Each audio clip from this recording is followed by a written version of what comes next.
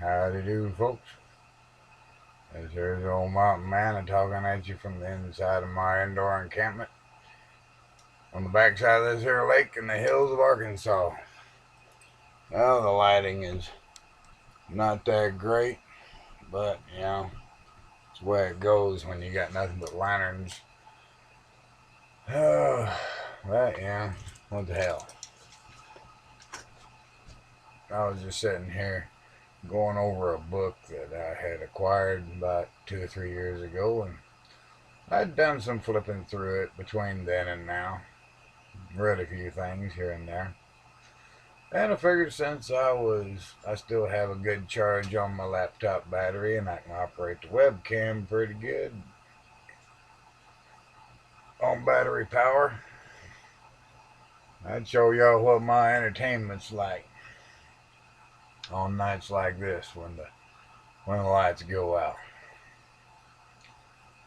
I had been flipping through this and I found some poetry, and this book is called Encounters, and Carl's by, let's see here, second edition. It's a school book. Carlson Encounters Themes in Literature. I like books like this. Even wished I would have liked them whenever I was in school. But literature was one thing. Oh my God, my literature teacher. Huh. Gorgeous Celtic redhead. She's the one that first got me interested in poetry. Oh yeah, Mrs. Cunningham. Or Miss Cunningham. She wasn't married. And there's stories in here. One called The Belt, and another one called The Sniper.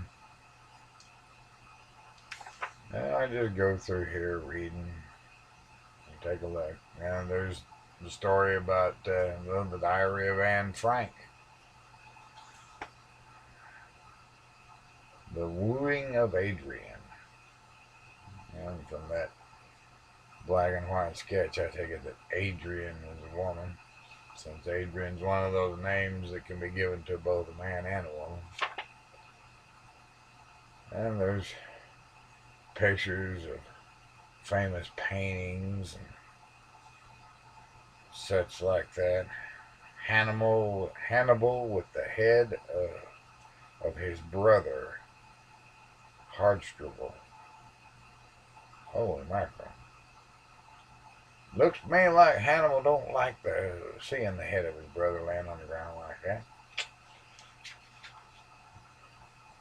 Roughly 100 years after Alexander's marches, the powerful North African city of Carthage, ruled by the Mediterranean, ruled the Mediterranean. But on the boot of Italy, Rome was unifying into competing power. Soon the two began a long struggle, known as the Punic Wars. During the second of these wars, there emerged a remarkable military leader, Hannibal of Carthage, whose crossing into Europe and Spain marched north and moved his army over the Alps into Italy, where he began defeating the Romans on their own soil. For 15 years, he successfully made great inroads toward Rome, but his support slowly weakened during Hannibal's absence. A Roman general attacked Carthage, and finally Hannibal had to retreat from Italy in order to defend his own homeland. The picture shows the searing turning point of Hannibal's fortunes. His brother, Hasdrubal, had been leading reinforcement troops from Spain when he was defeated by a Roman legion. His severed head was thrown to Hannibal in mockery of his hopes. Well, that was a tough thing to have to deal with now, wasn't it?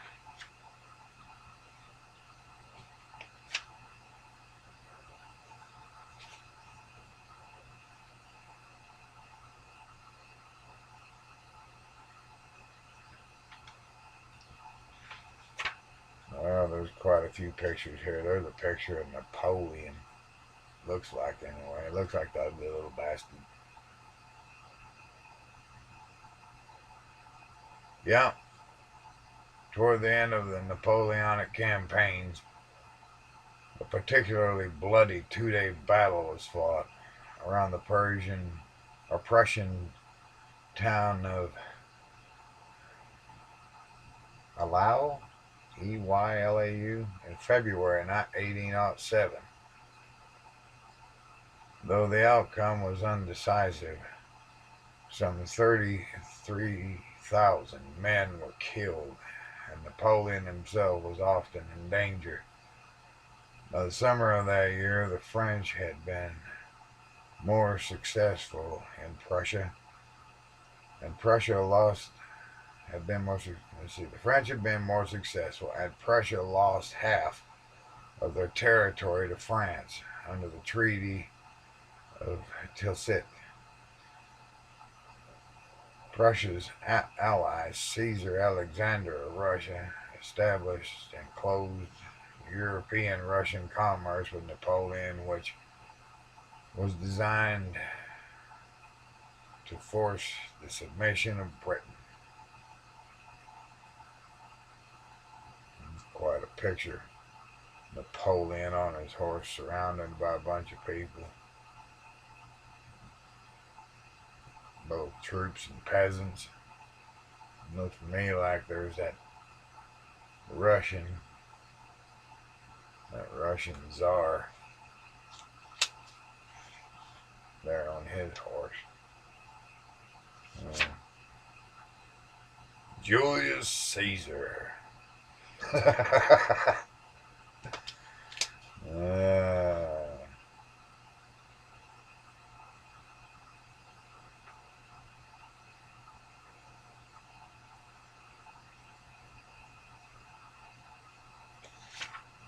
Oh, Caesar, he was a bit conceited.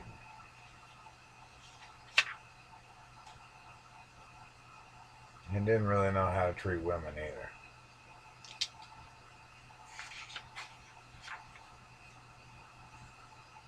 Despite what anyone might say, Caesar was a real asshole.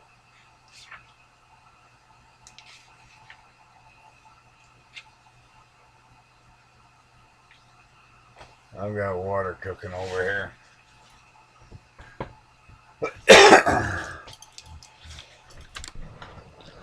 Water for my coffee.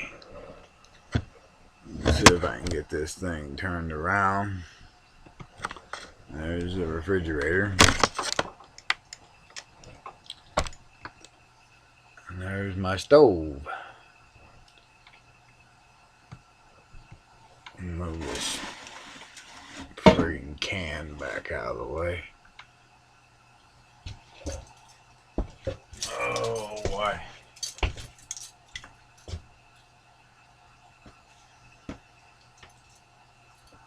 I gotta get that cup over here.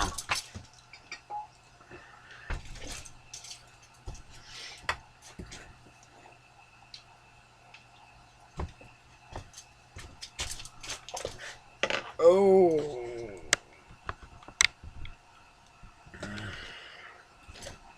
Yeah, the house is cluttered, as I've told so many people before. Alrighty. Yeah, it's nice and warm whenever you're standing up. It's only whenever you sit down that you feel the draft coming in under the door and such. But all in all, It's pretty dang warm in here. Nobody else around has lights. I took a walk around the neighborhood. I'm the only one with a home with lights in it. I'm the only one who got the. I know there's people out there with fireplaces and wood stoves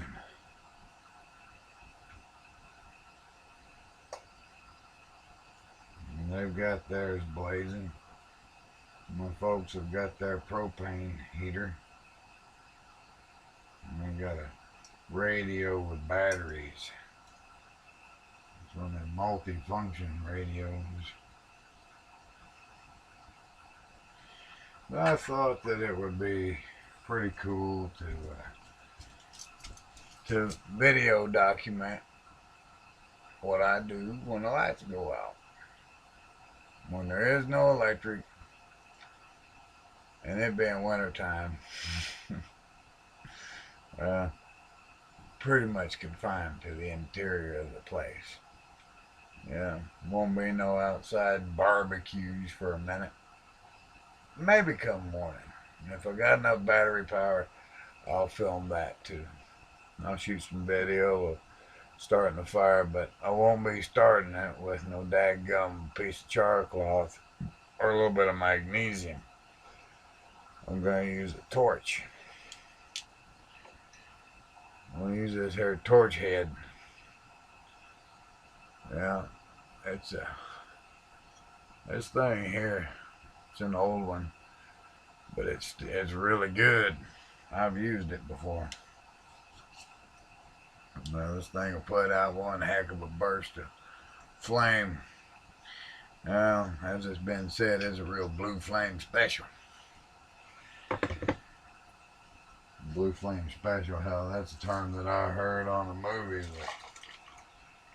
Gary Busey and Keanu Reeves.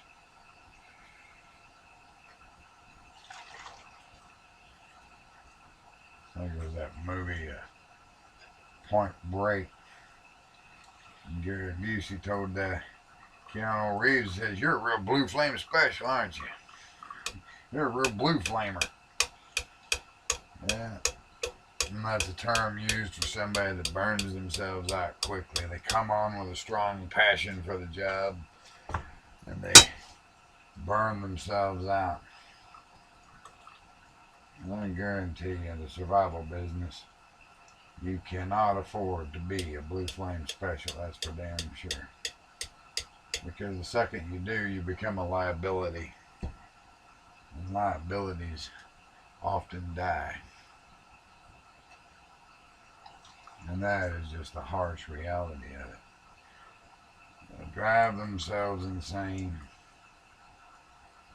fucking around, worrying about shit they can't control, and not tending to things that they can control. And as my buddy JC often says, "Mountain man, the only thing you got control of is within your own four walls and within your perimeter."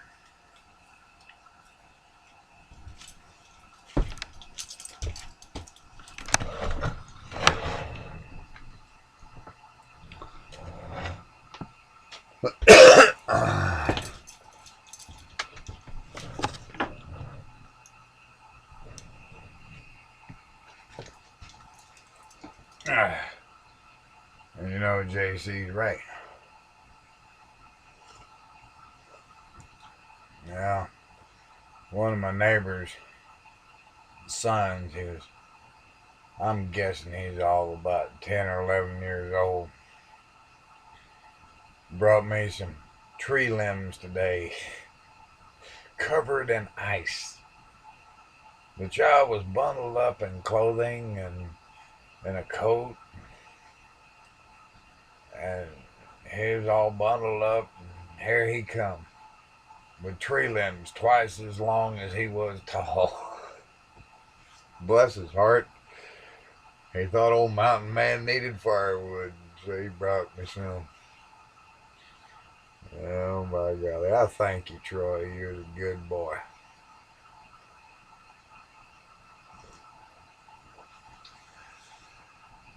have to do something nice for you one of these days. Fix you up another fire kit.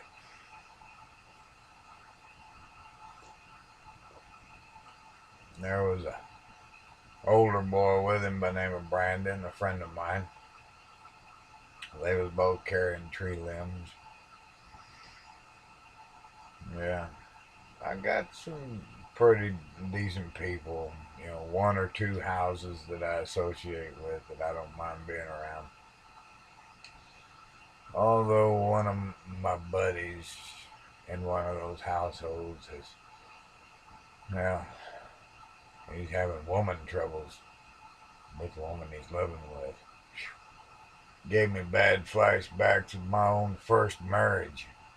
I said, boy, old son, I guarantee you I'd put that old gal on the road, PDQ, for my peace of mind's sake, if not my health's sake.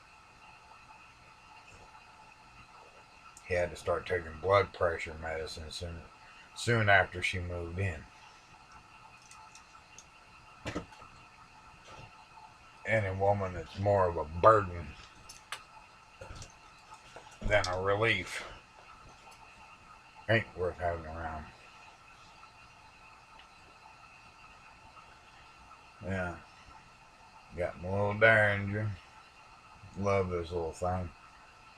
I loved the one that I had before that my sweet little Cajun gal up Mount Ida had given me, but it unexpectedly left my possession. I don't know where it is. If it was stolen from me, or if it fell out of my pocket whenever I was out drinking before I developed a health problem that prevents me from drinking anymore. Which I don't drink, don't pop pills, I don't do a lot of things. Of course, I'm not gonna sit up here and tell people what I do, which ain't much. Coffee and cigarettes.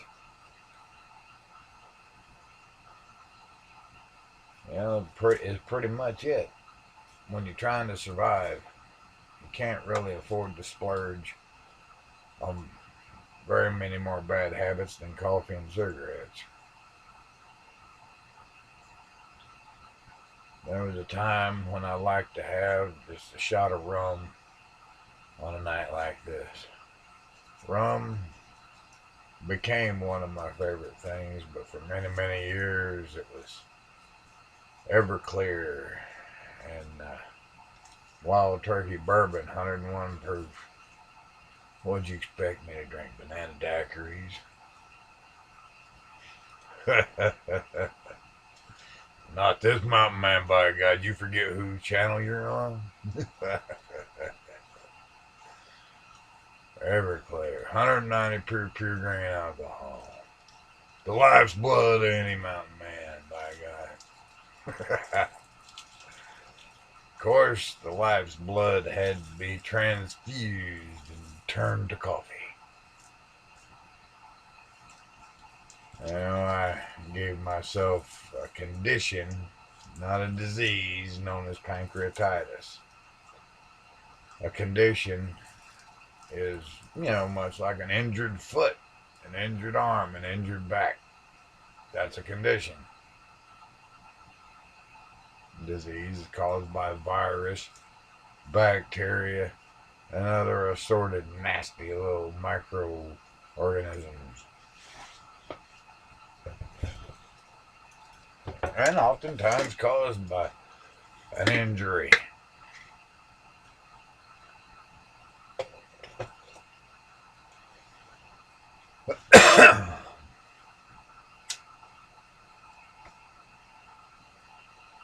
Or a bad habit. I gave myself pancreatitis whenever I made a pig of myself, eating way too much Cajun beef. I was cooking it right out here in the yard. It wasn't the cooking method or what I put in it or anything that gave me that pancreatitis. It was the fact that I gorged myself and flooded my system with super spicy hot seasonings and grease. And that caused my pancreas to become inflamed and irritated and aggravated. And that is the condition known as pancreatitis. Oops.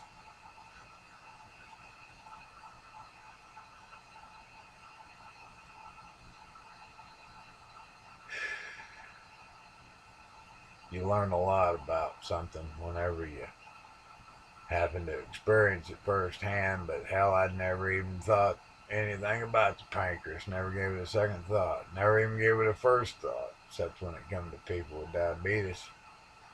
And that's just it.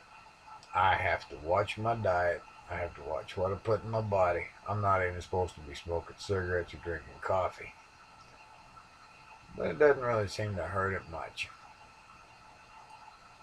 And then with the vitamins and the herbs that I take, I keep it healthy.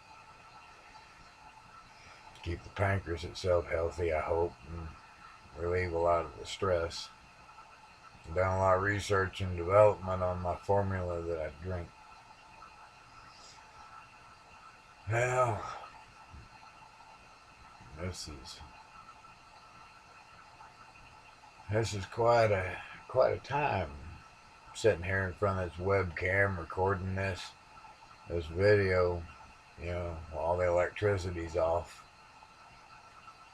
The entire Arkansas River Valley, as far as I know, is dark. I can't see a light anywhere. I would know a lot more if I was up on top of Midland Peak.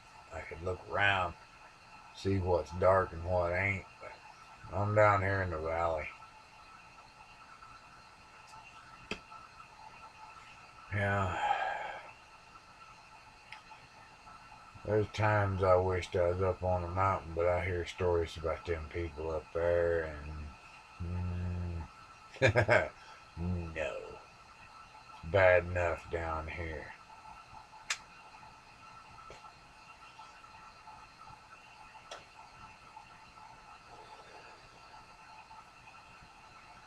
Some people wonder why military helicopters and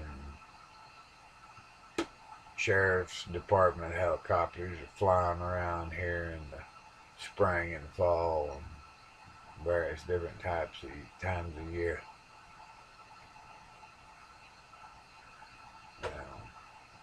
I still ain't figured out why in the hell that one military chopper was flying over my house 25 feet above the frickin' trees. But those guys, I don't know. They might have just been out dicking off.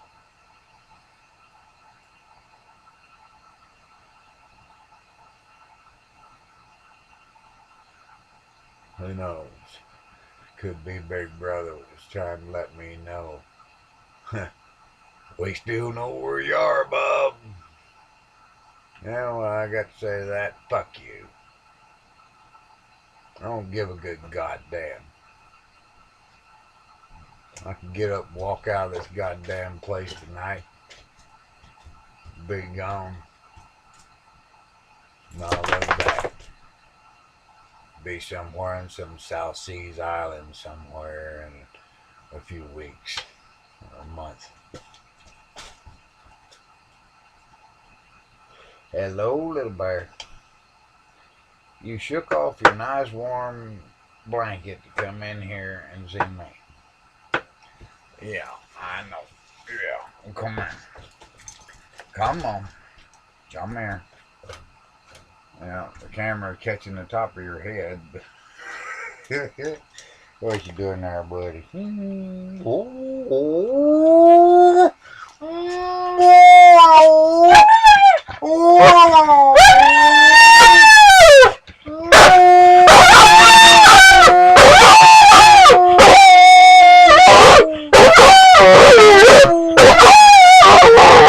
He's a bear.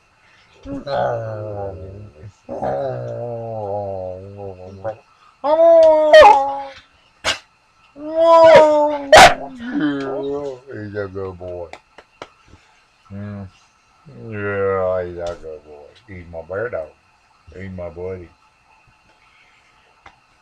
You sing with me sometimes. Yeah, he's a good boy. He's the bear. He's the bear dog. Yeah. Well, folks, we're running up on 25 minutes. People might actually watch this all the way through since it's one of those impromptu videos about what happens when the electricity goes out. Yeah, I don't do much more than read. Got a lantern light. Got a heater over here that needs to be refilled. Well, lay down, little bear. Come on, let me up. Come on. Good boy. Yeah. And I can thank my buddy JC for suggesting this here heater. He said, Mountain Man, you better get you a heater. He said, here's what I got. And he told me about the little buddy heater. I think his is made by Coleman, but this is made by a company called Mr. Heater. Cost about $68. You know, what better to spend your money on when you're on a limited income and in the wintertime. You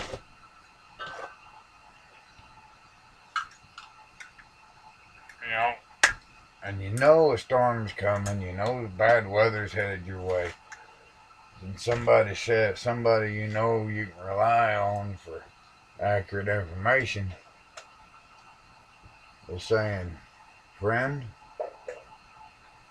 you better do something. How are you fixed for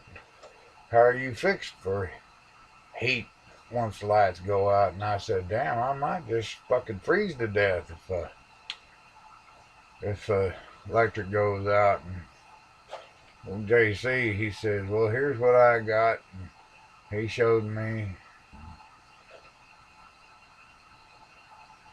I like this thing. It puts out a lot of heat, and I really could tell the difference whenever that heater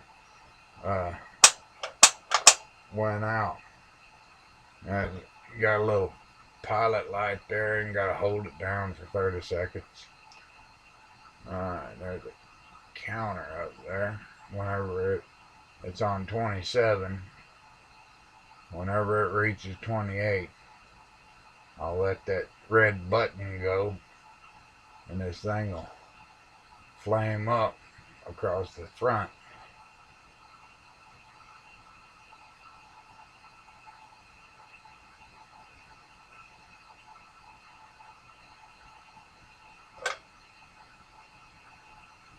There it is. And you'll see it turn orange, I think.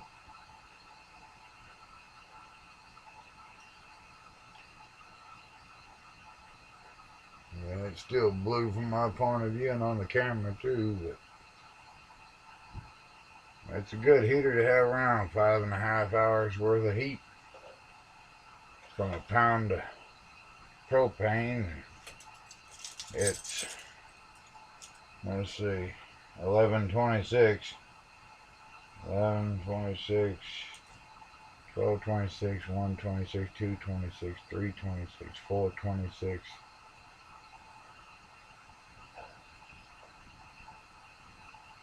Maybe about 5 or so. Yeah, that thing's orange now. So I'm going to get the little stand here. I'm going to set it back over here by the front door so it warms that cold air as it comes in.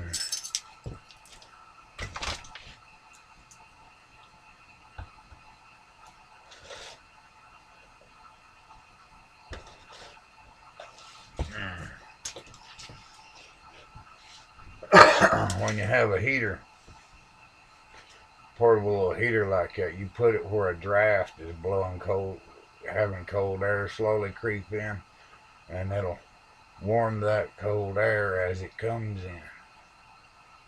Just one of the little tricks that I learned living like this over the past nearly 7 years. It's not too bad in the old house of the Mountain Man whenever if somebody happens to be with me, say, The woman, she'll be snugly warm. I got plenty of food. You know, it's not that I'm playing up for some woman out there on the internet. You know, Christ in heaven, you never can tell what cripple up mess is watching and wanting to, think they're gonna fucking play off into your life or something. I need a woman that's able.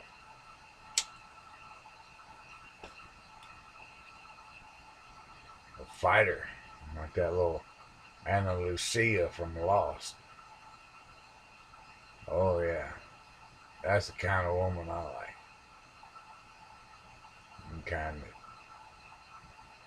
that knows how to fight, knows how to survive. I don't like some little Barbie doll princess from the valley in California.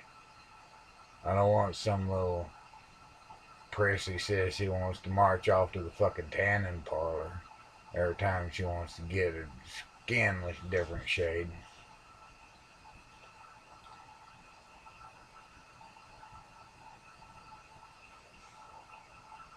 Well, she can't lay out with me. Forget it. I know I look white as a ghost by this here. Oops. That one there is starting to fade. And that's something. That there lantern, that double mantle lantern by Coleman, it's been going for probably a good solid 12 hours. And now it's just slowly fading out. As if you couldn't tell. I'm going to go over here and turn this other lantern up.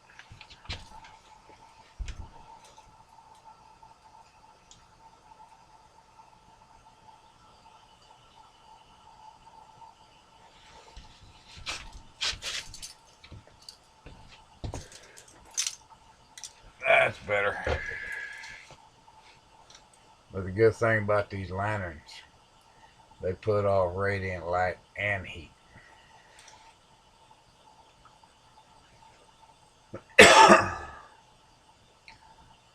I got these torch heads. I got one torch in there going. It's just got a regular flame on it, like on a stove. Because I accidentally pushed a baffle out of it. And, I had to replace it with, in order to get a flame to come out of it at all, I had to push a piece of steel wool back in that brass tube a good ways. And no, that steel wool won't burn because that flame don't go back up in that brass tube that far. I don't know a whole lot, but I know enough. And that lantern is fading. But I got the dual fuel lantern with the Coleman Camp fuel over here in the corner next to the door. I'll shift those things around from time to time now and then.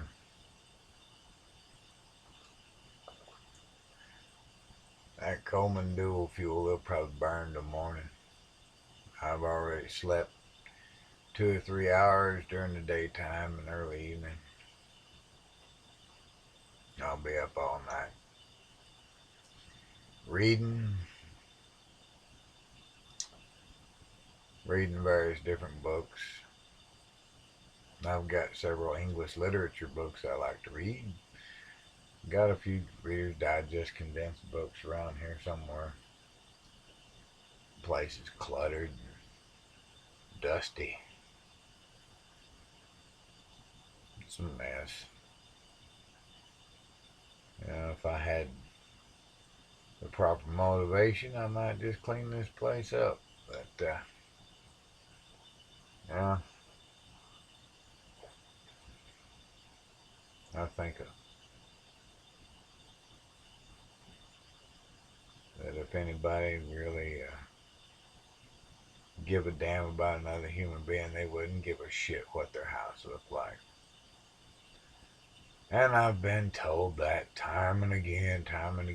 Well, if that woman really cared, then she wouldn't have bothered Even looking twice at your house, you'd be looking at the man that lived there. And of course, there was one woman that I met on a dating website. Won't mention her name because I'm not going to give her that credit. But then again, I might want to save her embarrassment. Because I'm not the kind of fella that goes around just embarrassing people for my own sake. That's why I don't mention a lot of names on my videos and such, because I don't want to embarrass certain people that have done me wrong and misjudged me and screwed me over. I'll give them the respect they never gave me. But anyway, this woman said, you know, if you don't take care of your house, how can a woman's going to think, well, how's he going to take care of me? Taking care of the house and taking care of a woman and her needs is a far cry apart. And a man living alone, you know, and besides, she jumped up the very next day after we met in the online dating site and rushed out here. Now, what kind of good sense is that? Granted, she was a damn good-looking woman, a fine figure of a woman. In her early 50s, she looked good. God, you know what Jane Russell looked like whenever she was younger. By golly, she was a, I guess what you call underwear model. She modeled them brasiers, bras, and I'll tell you, Jane Russell, she was a fine woman, but you know, her time's passed. But by golly, and I've got a couple of pictures of this woman that I almost had a relationship with. And she said, "Oh yeah, you're a super nice guy." I said, "Oh great, that's just all I fucking need to hear. I'm a super nice guy. If nice guys finish last, what the fuck happens to super nice guys?" Jesus Christ. I'm never gonna get a girl if I'm a super nice guy. Jesus. Fuck. You know?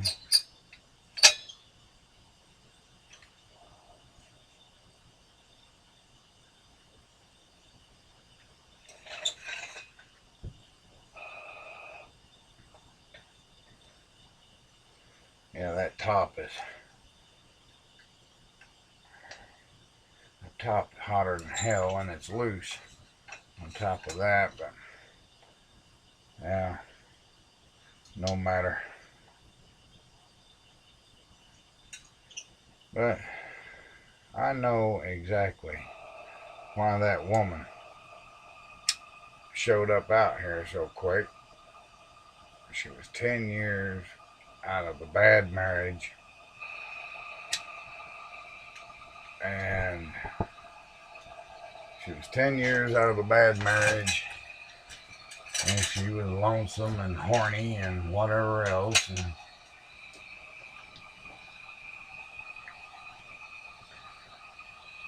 And at one point in time, she looks back there at my bed. At one point in time, she looks back there at my bed and she says, "Is that bed comfortable?" I said, "Oh yeah, it's comfortable." She just smiled. I let her little hint just fly on by me. I let it. I knowed what she was playing up to. I mean, Christ in heaven. If all a woman's wanting to do is just come out here and get laid, forget it. I ain't gonna be somebody's little play toy. I ain't gonna be somebody's little flang. You know, come and go. I lay down with a woman that means something. I don't just go treating intimacy in that manner, as if it's some casual thing to be had like a burger at McDonald's. You know, this is not no one-stop sex shop out here. This is my home. And it's, you know, granted, it's a mess. And she also told me later on in a text message of all things, if you want to get laid just now and then, you need to make your bed look more inviting. Yeah. I texted her back and I said, honey, you can hop in bed with whoever the hell you like. As for me, I don't go that easy. I don't just climb up every skirt that hikes down the pike.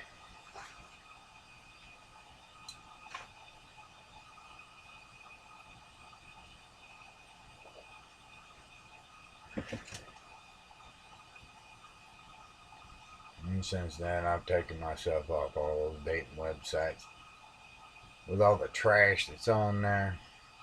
No. And the pay sites, can't afford them. And some of those pay sites, they got all those damn what you call personality tests and shit.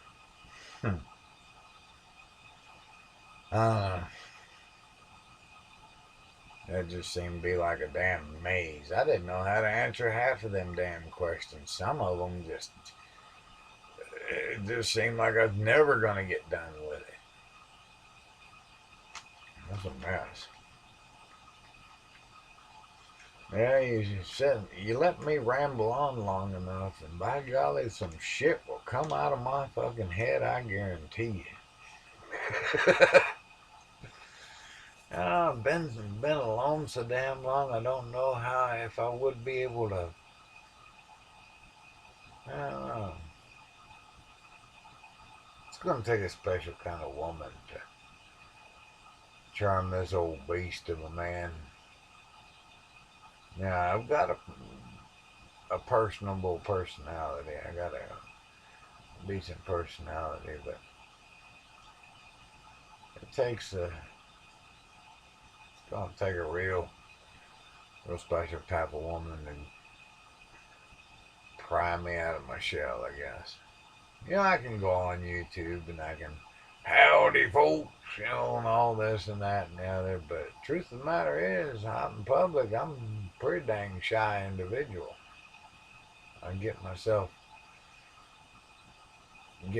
out there in public and I want to do my business and get home. Very seldom do I ever talk to anybody for any length of time. If it is, it might be the cashier at the store, or maybe if I see an old friend out in public, I'll stop and talk. Yeah.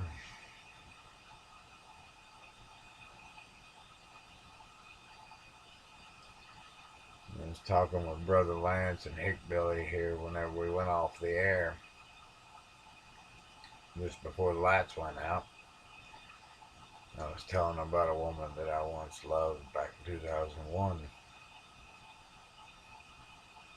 It got to be real intense there for a few minutes. And they seen what seldom few people ever see. A tear or two rolling out of this old boy's eye. I got choked up. I made my apologies. I sucked it up.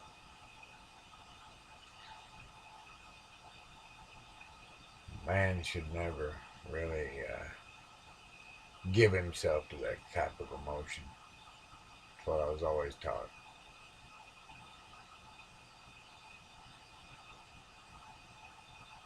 That's what I was always taught from the time I was a child up.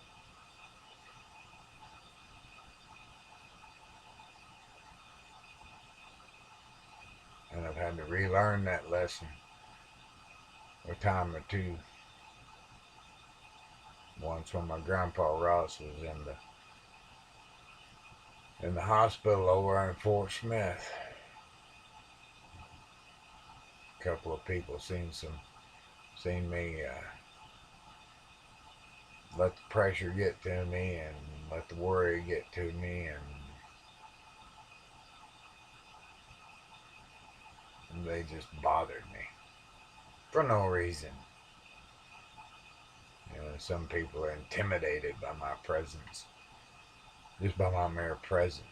In my outspoken manner, I'll tell them, fuck you, right up, straight up front. You want an ass whooping?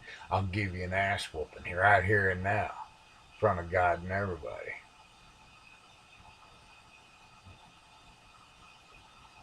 It would piss me off.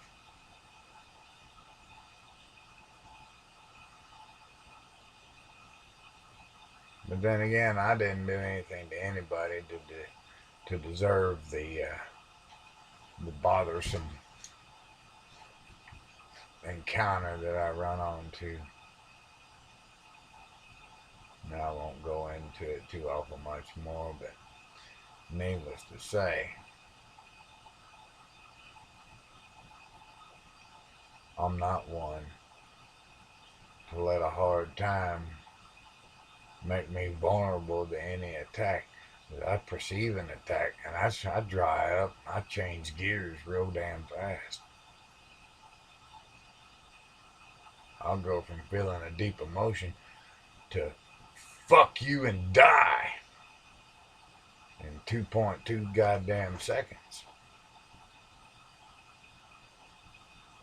You perceive a threat, you gotta be able to jerk yourself out of that shit.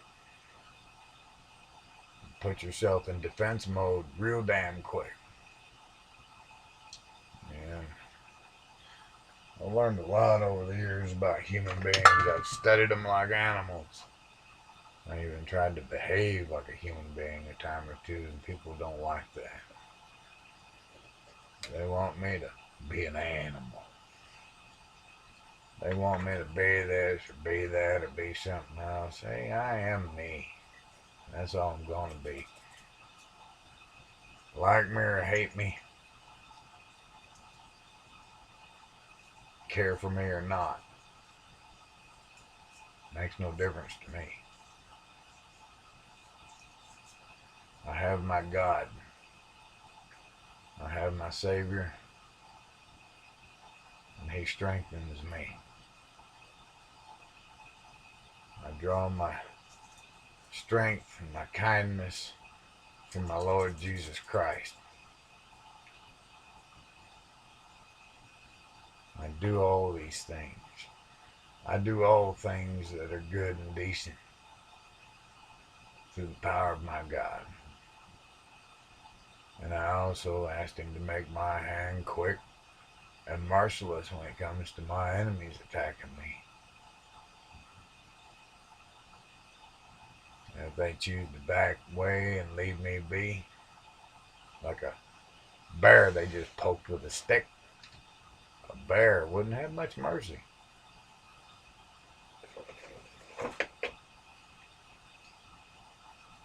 I might, maybe.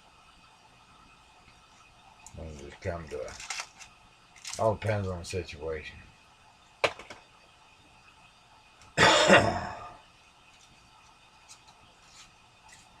Well, I can say this. I'm best left alone if anybody's got any ideas about bothering me in my world. If they got any bad intentions, I got no problem with putting a bullet in another human being. More often than not, I'd rather pop a cap in a human's ass than shoot a dog any day. You know, I like dogs. Take Little Bear in there. I raised him since he was a baby.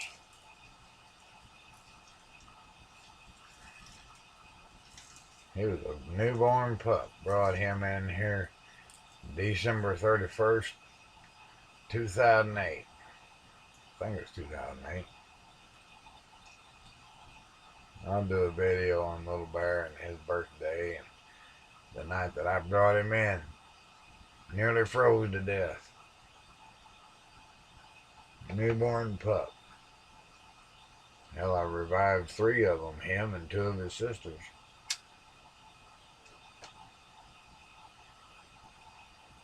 That's just a preview of the story to come.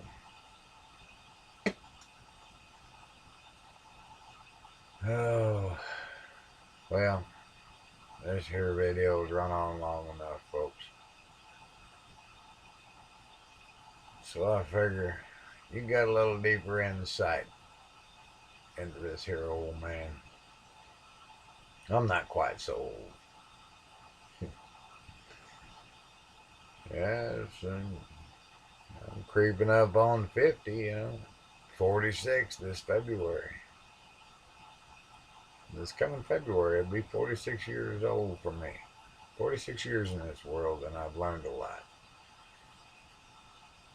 I've learned that young men ain't quite as smart or as quick as they might think they are.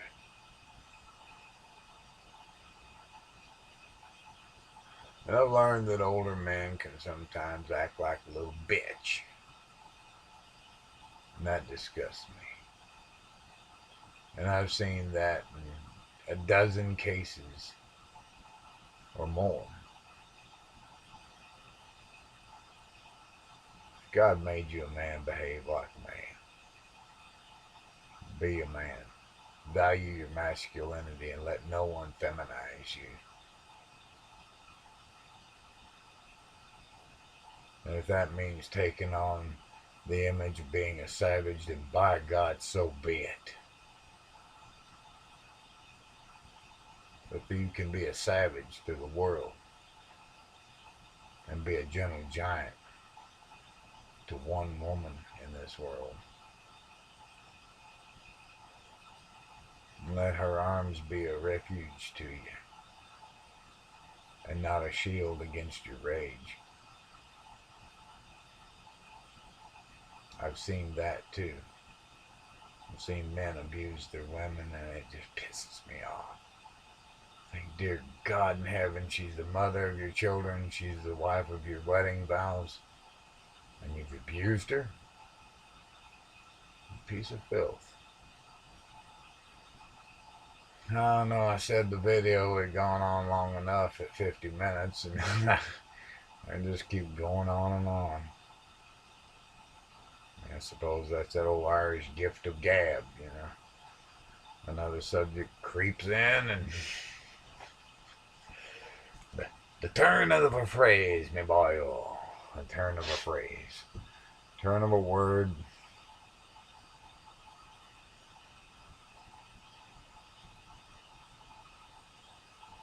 Well, I don't know how low the battery is.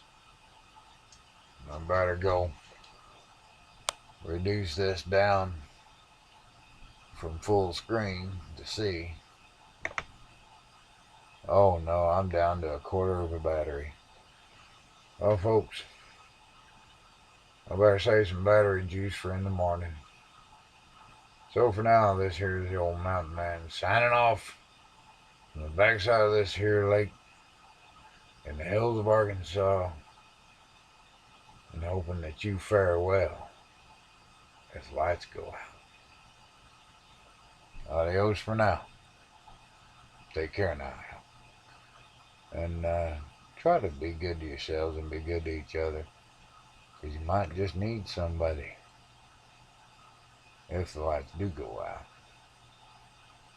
So long for now.